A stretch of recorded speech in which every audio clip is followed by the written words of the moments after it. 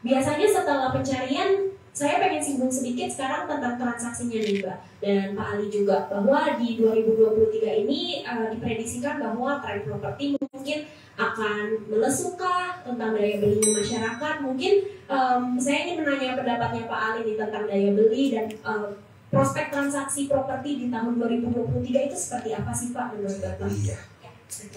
Di sini teman-teman udah pada beli properti belum? Belum. Siapa yang mencari properti? Siapa yang udah siapa udah? Yang belum? Yang akan beli dalam waktu dekat? Yang berniat dan berdoa membeli. Ya, semua ya.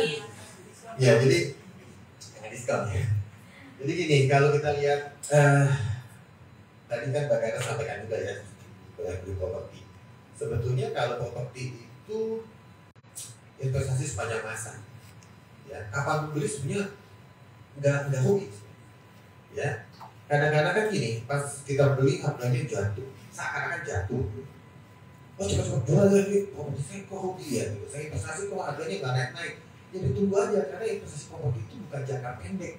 Kalau kita bicara investasi ya, nah di 2023 kan banyak bilang pasti akan ada resesi, ya. Ada apa lagi banyak. Tapi kalau saya lihat, karena saya kan dari Indonesia Property Watch, kami pun ada data data penjualan properti lah ya, perumahan. Sampai saat ini sebetulnya tidak ada korelasi antara resesi global dengan pasar perumahan di Indonesia.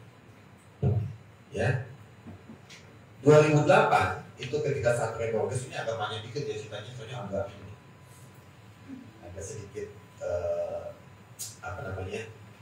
angka juga ya. Kalau kita bicara 2008 ada resesi global sampai mortgage. Kalau teman-teman semua lihat datanya itu pasar perumahan malah tumbuh.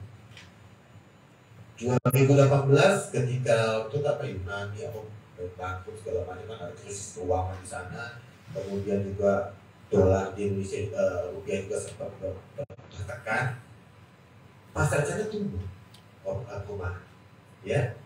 Karena resesi global, karena resesinya ada bukan di Indonesia sebetulnya. Dampaknya pasti, saya nggak bilang nggak ada dampaknya pasti ada gitu. Tapi beda kalau misalkan epicentrumnya ada di Asia, kayak 98, kita kena semua daya belinya, gitu ya. Tapi ketika resesi globalnya ada di luar Indonesia, 99,8% pembeli properti di Indonesia itu lokal, orang Indonesia. Jadi kalau kita bicara resesi di sana, kita lihat fundamental kita jelek nggak? Gitu. Fundamental kita bagus, growth kita naik, ya di Q2Q udah naik, udah di atas 5,sekian%. Kemudian suku bunga BI rate naik, cuma si suku bunganya si bank kan beda ya. Ini suku bunga acuan Bank Indonesia kan naik nih, tapi si suku bunga KPR dari bank itu relatif landai atau minimal dan naik, nggak terlalu naik lagi. Kenapa? Likuiditas bank itu lagi tinggi, gitu kan? Jadi gua lagi banyak uang di bank sebenarnya. Jadi mau lepas, dia mau cari konsumen sebetulnya, ya.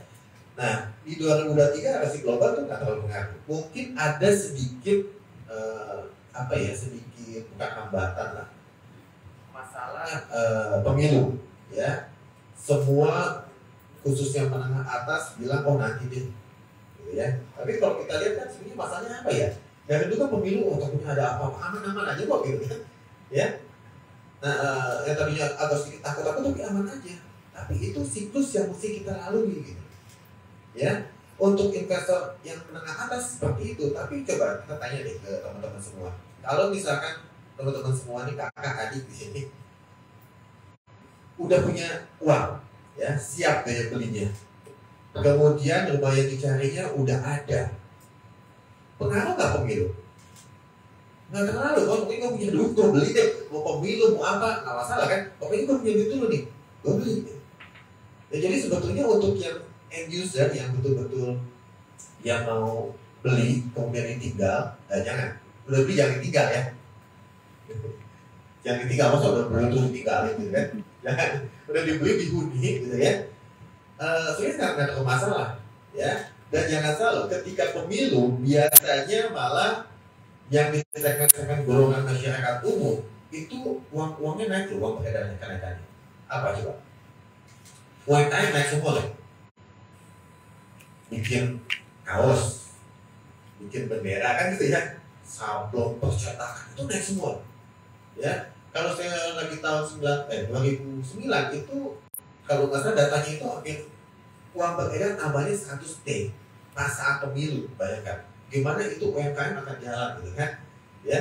Jadi kalau saya bilang yang penting bukan pemilu apanya, properti secepat mungkin beli, jangan menunggu. Properti itu harus dipaksa ya, saudara ya, kita harus paksa gitu, tapi jangan memaksakan, harus dipaksa tapi jangan memaksakan. Gimana tuh ceritanya? Ya. Jadi kalau ada uang mesti beli kan ya, semakin lama semakin naik, tapi jangan paksa. Kalau betul-betul nggak bisa daya belinya, aduh uang di bawah UMR semua, di bawah UMR tapi nggak beli 1 miliar, dipaksa juga uang tak ada tidak warisan, cicilnya udah capek pak, itu stres, jangan dia belinya. Tapi kalau daya belinya ada UMR 4,5, 4,5 saya mau beli yang 600 juta deh, bisa nggak? Mungkin agak berat ya, cepet-cepet nikah. Join income, ya, nggak salah kan? Pas tengah-tengah 9 juta, 3 juta, anggap 400 juta masih oke lah. Ya, jadi banyak sebetulnya yang kita bisa lakukan, yang pasti itu harus dipaksa dan itu mindset. Saya juga ketika bapak beli, saya paksa punya pembeli, karena nanti membedakan teman-teman semua atau kaum milenial nantinya itu siapa yang punya aset lebih banyak. Ya kan itu akan bernilai, bisa diwariskan, ditanya sama mertua juga, calon mertua lo punya rumah belum gitu kan. Ya kayak gitu-gitu tuh akan dipaksa ya. Jadi dan yang penting juga kalau kita beli properti itu tadi ya, mesti dari sumber yang terpercaya. Salah satunya gitu ya, info komunitas izin properti yang terpercaya, kita cari-cari sumber-sumber yang terpercaya.